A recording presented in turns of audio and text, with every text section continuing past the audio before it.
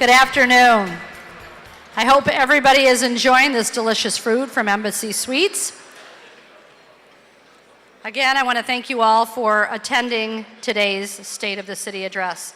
I'm just going to give you just a few highlights that is happening within the chamber. Our next signature event is Tee Up to Meet Up.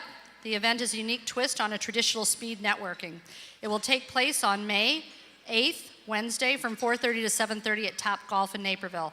And sponsorships are available. We do have information at your seats, but you can also go to naperville.net to purchase your tickets. This event typically sells out, so we encourage you to get your tickets as soon as possible. The Chamber would also like to thank the following for their support of today's event: Navistar and Esser Hayes Insurance Group as our presenting sponsors for today.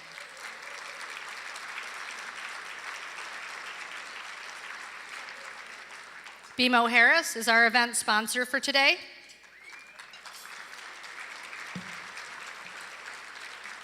And Naperville Bank and Trust, BP, Avenida Naperville, and North Central College School of Graduate and Professional Studies are our supporting sponsors today. So please give them a round of applause. We can't do what we do without their help. Now it is my pleasure to introduce the Executive Director of the Community Career Center, Kim White.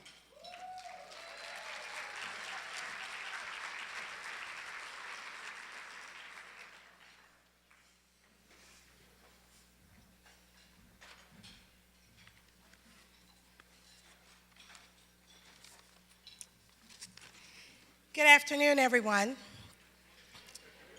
It's such a privilege to be up here today to introduce you to our mayor, Steve Chirico. Steve is a lifelong resident of this city, an entrepreneur, and a devoted husband and family man. But Steve is so much more than that. I've known Steve for 5 years, and when he asked me to introduce him today, I started to really ponder what he meant to Naperville. One word kept coming to mind: leader. Steve is a leader in many ways. For one, he is devoted to the city. In his day-to-day life, he is immersed in running the business of Naperville. Although the role of mayor is, on paper, part-time, he makes it his full-time job. Through these efforts, he focuses solely on making good, strong, and sound decisions for our community. Steve also understands how important partnerships and philanthropy are. After he was elected, Steve created a very important partnership when he bestowed the title of Mayor Emeritus to our beloved Mayor Prado. This action said a lot about how Steve was going to lead this city. He recognizes that honoring those who came before him is key to future success. As a nonprofit leader in this community, I know many of you in this room, including the mayor, share your time, talent, and treasures. Steve is actively involved with raising funds to support the agencies in our community. He's raised hundreds of thousands of dollars through the annual Mayor's Charity event and provided thoughtful leadership on council with allocating various grant funds. Through these actions, residents have access to food, shelter, job search assistance, and mental health resources, just to name a few. On a more personal level, I know Steve as a leader who shows compassion and commitment to the people he serves. I've had the opportunity to be around Steve both before and since my husband was elected to City Council, and I've been privy to a side of the mayor that often goes unnoticed. Here's my story. Several years ago, I moved my parents from Kansas to live with my family here in Naperville. It was not an easy decision, but my mom was in ill health, and not wanting to put her in a nursing home, this was the decision that needed to be made. I knew we were on borrowed time with my mom and made it a point to make sure she felt a part of this community for whatever time we had left with her. In the summer of 2015, Steve and his wife, Julie, came by our home. I asked the mayor if he would spend a few minutes with my parents. He did, and my mom was thrilled. That one small gesture meant so much to her. When he left, she was like a giddy schoolgirl. For the next week or so, every time she talked to someone back home, she said, "The mayor came to visit me." And guess what? As the week went on, the story, as many stories tend to do, morphed into, "The mayor came over to have dinner with me." True story. When my mom passed away in May of 2016, I reached out to our mayor again. This time, I asked him if he wouldn't mind writing a letter to be read at her funeral. He did. That letter read in part, "Naperville is built upon the bonds of family, and knowing that Mary was able to spend her last years surrounded by the love, light, and happiness of her family with Naperville as a setting for those memories is humbling." This gesture, again, perhaps small to some, meant the world to my family and our friends in Kansas. Yes, indeed, my mom felt a part of this community, and in part, I have Mayor Chirico to thank for that. Personally, I judge a person by their actions when the spotlight is not shining on them. And now, before we welcome our mayor, Steve Chirico, to the stage, let's set the scene for today. Thank you.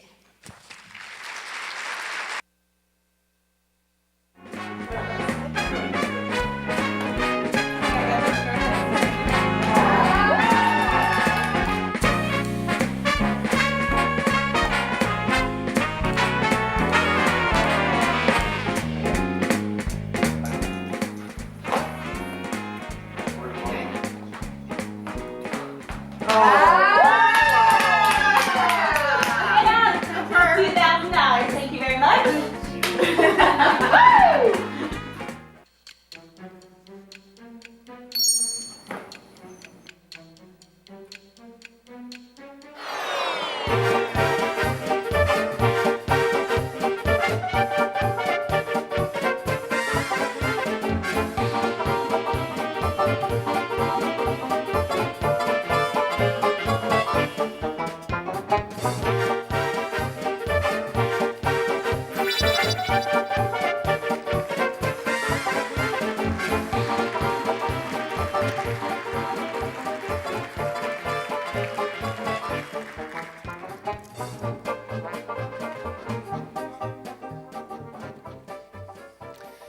I probably should have listened to Kim speak before I did this cold because I'm a little choked up, and thank you so much for your kind words. Welcome.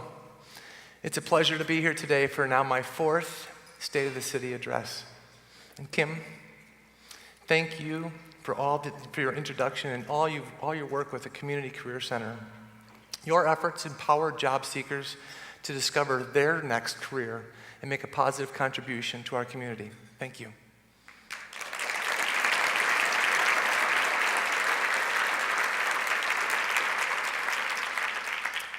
And I want to thank the many people who have made today possible, including Nikki Anderson and her staff at the Chamber of Commerce,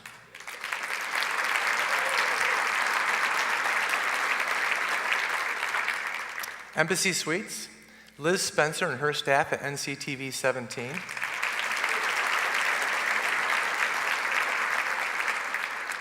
Greg Bizzaro and his staff at Jaffe Events. Thank you, gentlemen.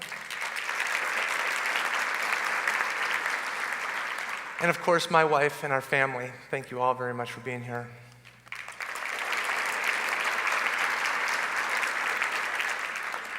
As you can probably tell from the video, this year's speech was inspired by the family night game tradition.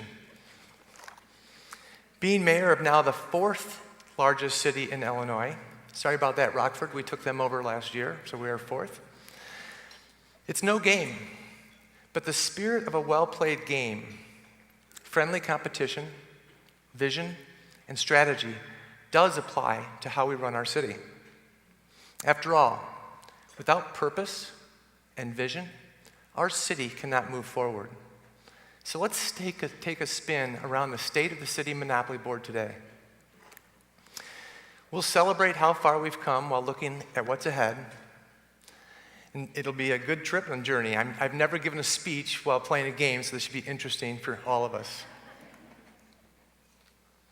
Thankfully, I have some technology to help me move along. So here we go.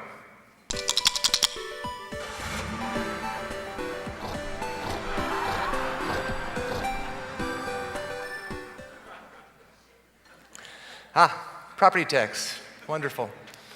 It's one of the most talked about topics in our city and our state.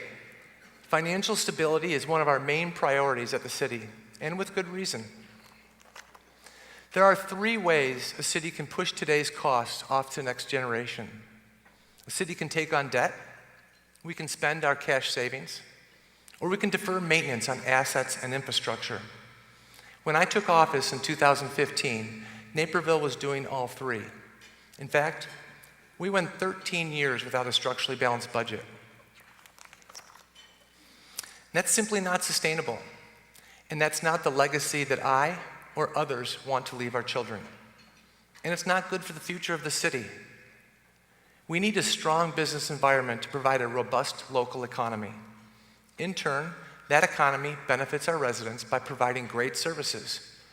And it provides resources for the schools and parks that make people want to live here in Naperville. Since 2015, the City Council has used three principles to guide our financial decisions. And we have proof that they're working. When we adopted our principles, we set a goal to reduce our debt by 25% in 8 years. We also said we'd replenish our cash reserves to 25% of our annual operating budget. I'm pleased to report that we are on track to meet our goals.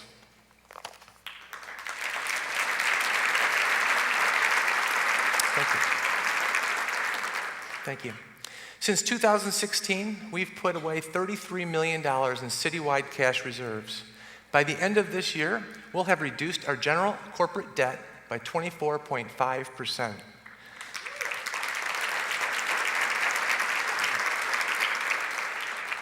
That means less debt service payments and more dollars towards services that benefit you, the taxpayer.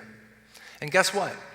Today, we have the lowest municipal tax rate that Naperville has seen in the past 50 years.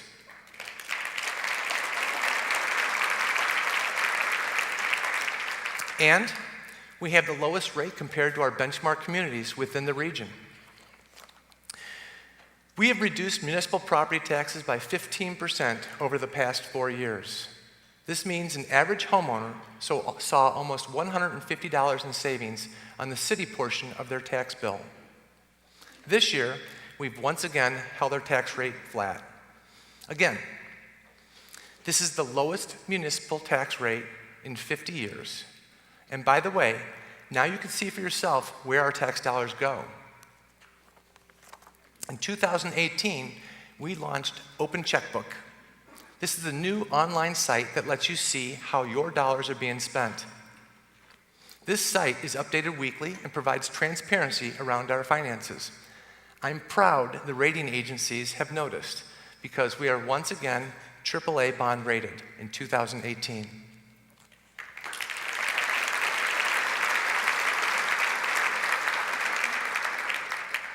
This is great news, and it bears repeating.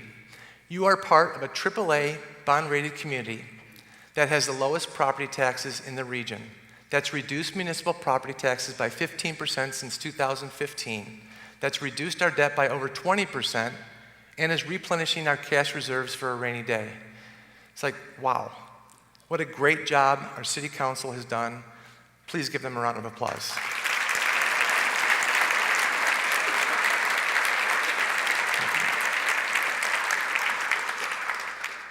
I'd like to thank the City Council, our partners on the City Council, for their courage and financial discipline to stick with our principles. It's not fun or glamorous to pay off debt or implement new revenue streams, but that's what leadership is. You can't always do what's popular. You have to do what's responsible. And we must keep looking ahead with clear vision. The decisions that we make today influence the outcomes of tomorrow. A great example is when the City Council changed how we fund pensions. In 2017, we selected a more predictable system for funding. It wasn't a decision that made headlines, but it's certainly one of the most important ones that we've made in the last 4 years. We had the courage to address an issue that is plaguing many communities, and I'm proud that we have one of the best funded pension systems in the state amongst our benchmark communities. Moving forward, we're also updating our debt and reserve policies. All of these efforts will protect the long-term financial health of our great city. Now let's roll again.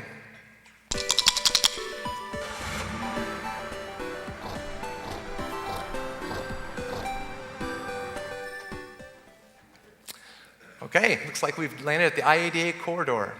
This is critical in meeting our economic development goals. An exciting piece of news is that the old Nokia building is now under contract for purchase by Glenstar. And further down the corridor, Franklin Partners has purchased the old OfficeMax building. The building is now known as the Schumann and is currently being transformed into a Class A office space. You may recognize another location along I-88 by Franklin Partners, which they have invigorated. That's the iconic N building. We also welcomed many other businesses to the I-88 corridor last year, like the Aldi corporate headquarters on Warrenville Road, ServPro on Frontenac Road, and IPT, which is building their new warehouse on Frontenac Road. This land was sold as surplus city property in 2018. Now, that land has turned into tax-generating space. We also welcomed SMS Assist at Citygate. SMS Assist chose Naperville because of our highly skilled workforce. And speaking of Citygate, we can't wait for the new multi-use arena at Citygate North to open next year. I mentioned this exciting development last year. The developers have met with prospective leagues and clubs and event organizers to refine their plans, and they're committed to keeping the project privately funded. When it opens, it will be the largest sports and entertainment facility in the DuPage County area.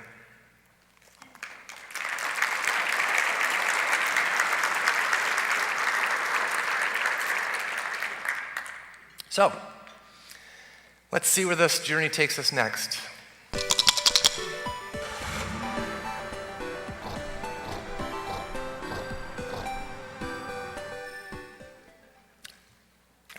Electric company, which, by the way, turns 100 years old in August. Back in 1899, Mayor Willard Scott Jr. purchased the Naperville Electric Company from a private owner. Over 1 century later, his vision for a city-owned utility continues to benefit this community. It's not often that you see utility bills go down, but in Naperville, you are. You'll see a 7.8% decrease in your electric rates over the next 3 years. This is thanks to cost cutting and new tools that helps us better predict cost spikes. The average residential customer will save $24 per year. Even better, our rates are now once again lower than ComEd's. And our reliability is literally off the charts better than any of the other power providers. That's an applause line.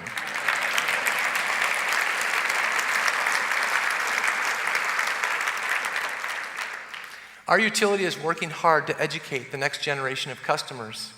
3,500 solar panels will be installed at the Water Utilities Springbrook plant this summer. Once in place, they'll produce enough electricity to power almost 150 homes.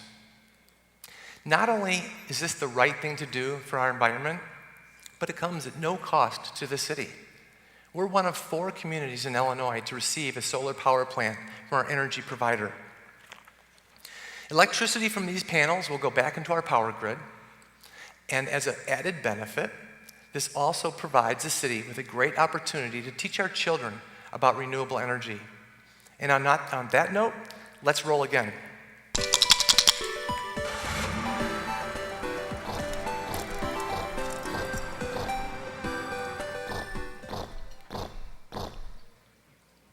Sounds just like my car. Okay, a chance card. You need some fuel for your CNG fleet, head to Jefferson Avenue. All right, let's see where this will take us.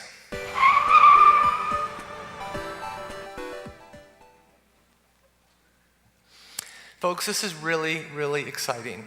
Last year, we selected Trillium to build a compressed natural gas station on our Public Works building on Jefferson. Originally, the city wanted to build this station on our own, but we realized that it wasn't probably the best use of our tax dollars. Thanks to partnerships and creativity, construction will happen now without using taxpayer dollars. Our city fleet will use the station and its CNG fuels, which is far more environmentally friendly, and will save money in the long run because CNG prices are lower than regular fuel. This economic success is possible because we have two local companies who are working with us. Our first, one is Groot, our new garbage and recycling hauler. Last year, we entered into a 10-year contract with them. We knew that we were paying much less in waste collection than other communities. We expected a significant increase in the garbage and recycling cost. In fact, we were expecting around 15% increase or more. But we negotiated a contract that increased less than 1%. That's a big difference and a big win for our residents.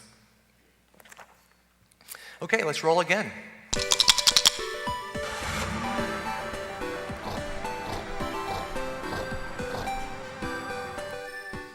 Okay, community chest.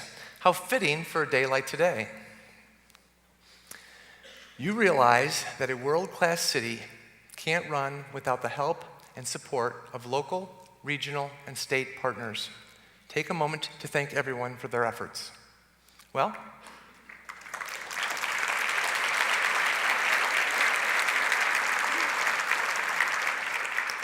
this is certainly true. But instead of me saying thank you, I'd like to show you my appreciation. Let's take a look.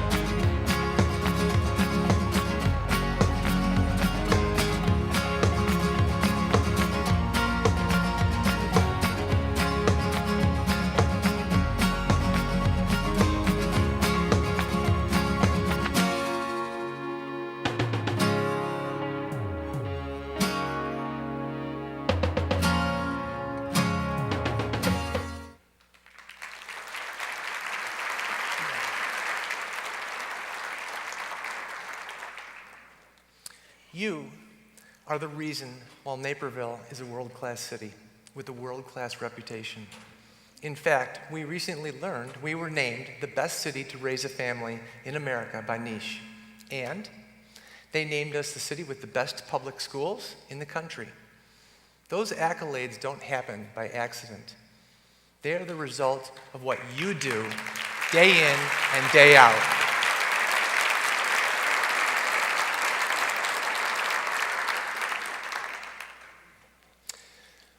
We have several people in the audience today who are retiring from their posts in 2019. I think it's fitting that we give them an extra thank you for their hard work and leadership. These 7 individuals have collectively given 165 years worth of effort to this community. Please stand when I call your name. Electric Utility Director Mark Curran.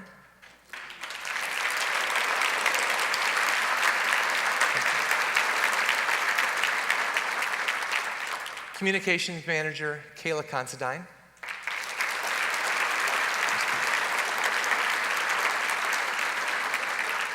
Deputy Fire Chief Andrew Dyna.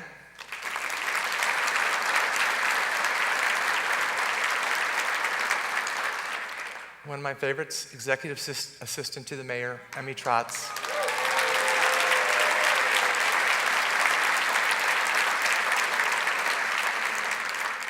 Another one of my workmates, City Council Reggie Lynch.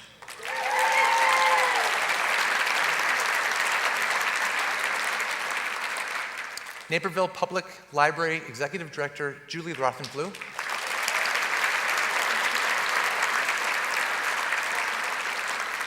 And DuPage Children's Museum President and CEO Sarah Orleans.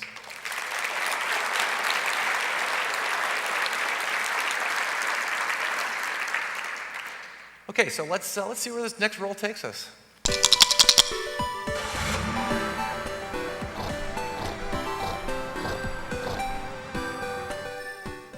Okay, free parking. Actually, free parking has been a staple in our city for decades. And finding parking in our downtown should get a little easier this year. In December, we launched a new downtown parking viewer. It's similar to an app on your phone, and it shows how many spots are open in our parking decks. It even shows parking trends over time to help you plan your visit. And people are definitely visiting. Outside of Chicago, Naperville now has the largest economy in the state of Illinois.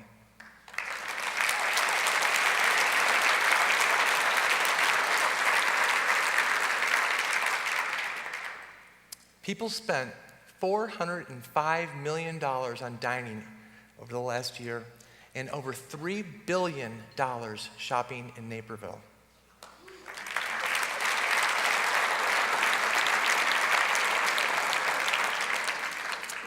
And we once again expect to be the top suburban spot for 2018. Those results for 2017. Part of our appeal is the thriving and bright and vibrant downtown. Next year, we could see streetscape and parking improvements along Jefferson Avenue and Main Street. The property owners in that area could pitch in for these improvements through a special service tax area. There are many details to work out, but we know that upgrades are critical to keep our downtown a premier destination. So now we've enjoyed some free parking. Let's see where we go next.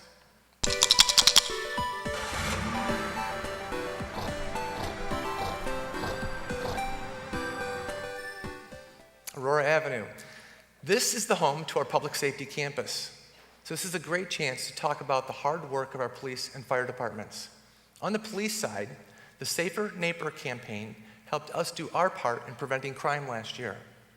We'll keep sharing more of the tips this year, and I'm sure that Chief Marshall wants me to remind you, lock it or lose it. I'm proud to say that our crime rates have continued to fall. Part 1 crimes, which are part of the most serious offenses, have decreased by 10% in the last 4 years. There are many reasons for that, like our police department's proactive presence in neighborhoods, even demographics, and the economy. They can play a role. But another reason is we've increased communication. Our crime rate isn't going up, but our crime communication is.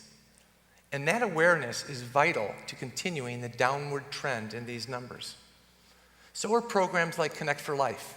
Last year, this proactive program connected 15 people struggling with the addiction to treatment. We connected them to treatment. And the police hired a victim advocate to better assist with social services. These efforts helped Niche name us the safest city in America last year.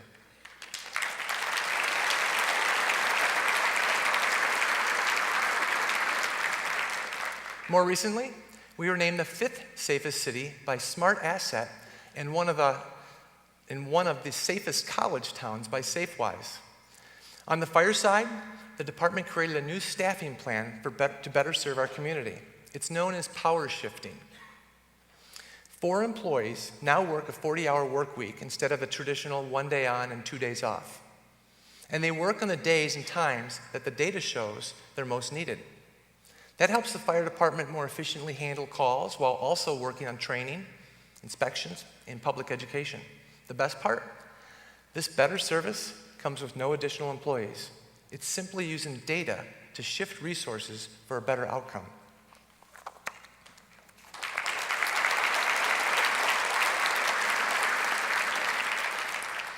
Our public safety teams work with each other to reach our mutual goals of safety. This year, both departments will focus on implementing Next Generation 911, which updates the 911 service with today's technology. Once in place, people can make video calls or even text to 911. Police and fire are also working together to address the rising number of mental health calls. That means creating a joint crisis intervention team to provide appropriate response and care for these situations. And last year, thanks to a 3-year grant, police and fire partnered with Aurora for scenario training exercises. That partnership was critical during the tragic workplace shooting in Aurora last month. Because we had trained together, our personnel were better prepared to assist our neighbors. We never want these scenarios to hit so close to home, but if they do, we stand ready. And the grant will keep our teams working together on more complex training scenarios for the next year. Truly, a community is measured by how safe and secure our residents feel. And I know that with Chief Marshall and Chief Pucknitis at the helm, we're in good hands.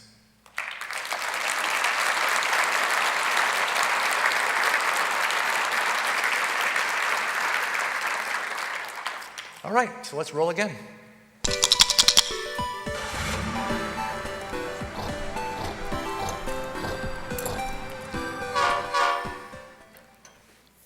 Okay, the BNSF Railroad.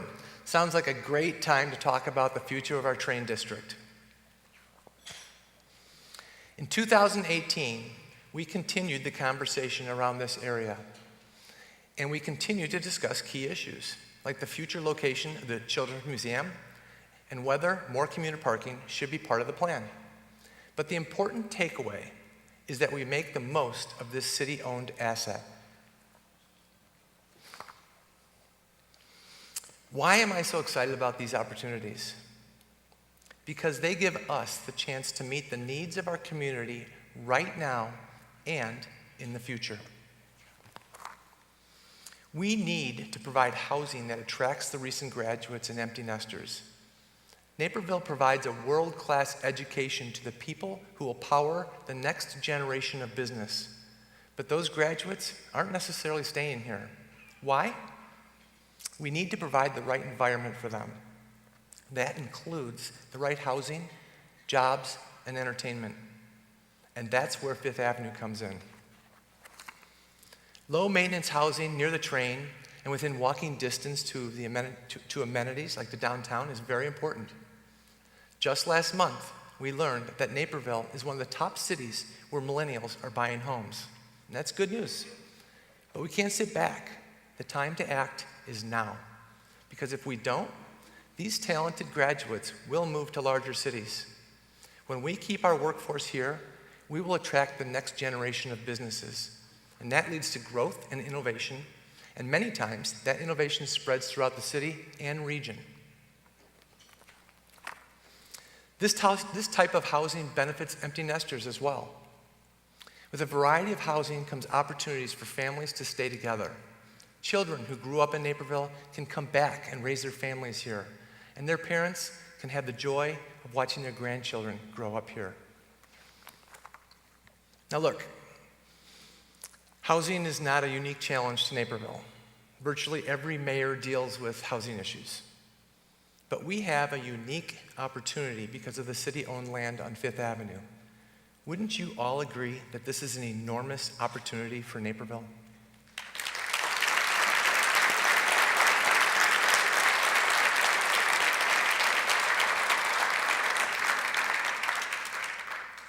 Moving forward, we'll be looking at housing trends citywide by updating our city's land use plan.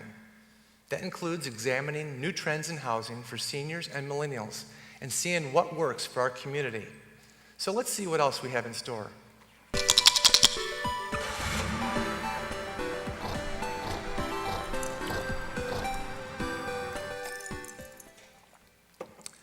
Perfect timing, waterworks. Okay, this is a great chance to preview some of the exciting projects on our water utilities horizon. Like updated meter reading technology. Why is this beneficial? Because it gives our customers tools to monitor how they use their water. It also gives them a heads up on potential leaks. For the city, more data about our water system lets us manage it better, and this saves us money in the long run. We know there's a lot of work to do to implement these tools, but the result will be an improved experience for our customers. So let's move on.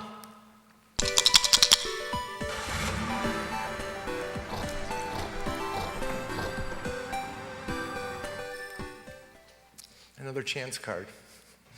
These things make me a little nervous, so let's get interesting. Naperville has added many houses and businesses last year, and more development is on the horizon. Share the good news with everyone and go back 4 spaces to 95th Street to talk about the good news in South Naperville. Okay, while I'm moving my token, let's pause and take a look at what's new and yet to come in Naperville.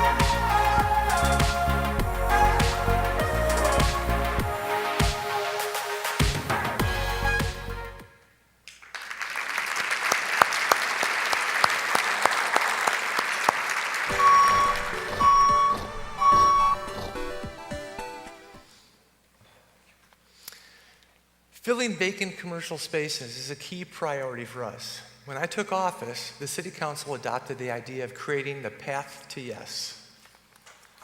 That philosophy means the city will do its part to remove barriers that may keep businesses from locating here.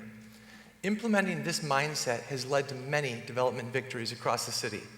The most notable was the opening of Patel Brothers grocery store in the former Menards building. This building was a poster child for empty big box stores that sat vacant for over 15 years. Now, it's a thriving location with a full parking lot and several surrounding stores.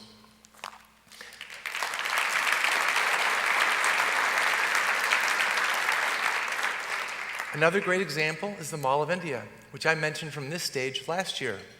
The mall is currently under construction at the old Walmart on Route 59. Plans are to have it open by July. I'm thrilled that our vacancy rates across the city are below 10% today versus 14% in 2015. But there are still several locations where we need to concentrate our efforts. That said, I'm excited to announce that the former Dominic's at 95th and Route 59 will soon become an LA Fitness, and I believe a boutique broker, and also I believe a boutique grocer. So we'll see.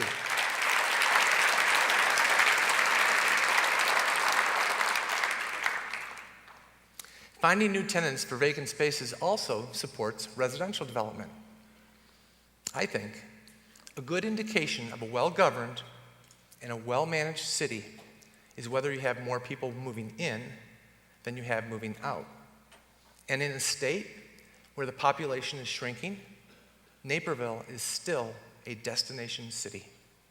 Our special census last year showed a gain of almost 6,000 residents.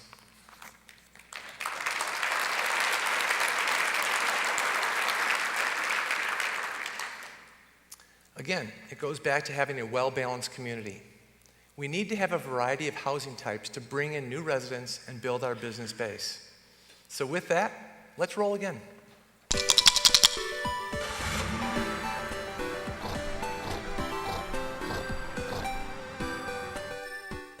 All right, Park Place. This makes me think of what is sure to become one of the best places in town, the Naperville J.C.'s Park. We're putting the finishing touches on the park this spring. This space will feature Wi-Fi, seating, and mobile workspace. Many people and businesses made this possible by donating over $400,000. Those are private dollars. No taxpayer dollars were used. And they won't be used moving forward. We also installed a solar power plant on City Hall. This will help offset the cost of electricity. And those savings will be used to maintain the park, and this park is part of our iconic Riverwalk. And I can't help but think of leaders like Mayor Chet Rybecki, who helped bring this treasured pathway to life. The decision to build the Riverwalk in 1981 was the turning point of our downtown. Rybecki and Jim Mosier's devotion to our city made the Riverwalk possible and was reflective of what visionary leadership can do. It's an honor to be able to build on that vision and add to one of our community's greatest legacies. In 2018, we also saw the addition of Harmony Park at the Riverwalk.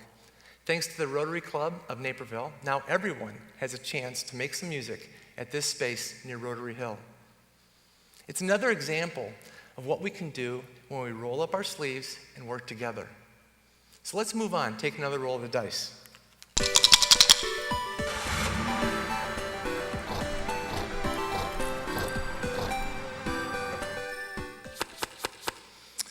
Okay, another community chest. You should begin to wrap up your speech before it drags on too long. Give your concluding remarks or pay a penalty. Okay, I get it. You know, in Monopoly, you roll the dice and you leave your fate to chance, right? But games like this are very different from running a city. Without a clear vision and proper planning, even the best community can falter. That requires leadership and vision and a desire to take what is already great and keep moving forward. When we don't protect our hard-won victories of the past, like great schools, wonderful parks, and provide resources for the future, we open ourselves up for challenges. In games, you can't be the only participant, and there are so many people and participants in the Naperville story. There are no winners or losers when we work together, and no one person holds all the answers. As we move through 2019, I encourage you to collect teammates instead of opponents. And I know one man who lived his life devoted to this idea. We'd be remiss to not take a moment to remember Mayor Emeritus George Pradle, who passed away in September. This was a man who pulled everyone together and believed that when Naperville won, we all won. We're better off for knowing him and for all that he gave to this city. How about a nice round of applause for the honor of Mayor Emeritus George Pradle.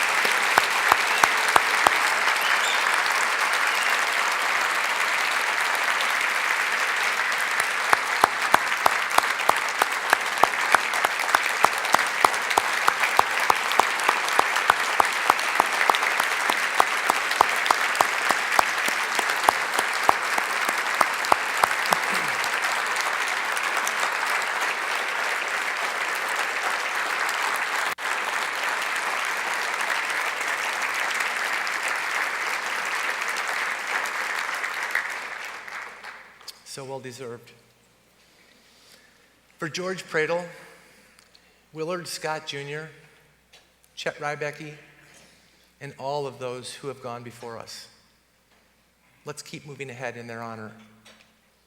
Innovation, courage, and strong vision is what will move Naperville into the next decade. I'm confident we'll see success in 2019 and beyond.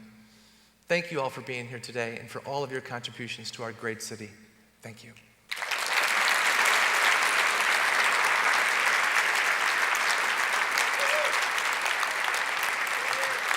Thank you. Thank you. Thank you. Thank you.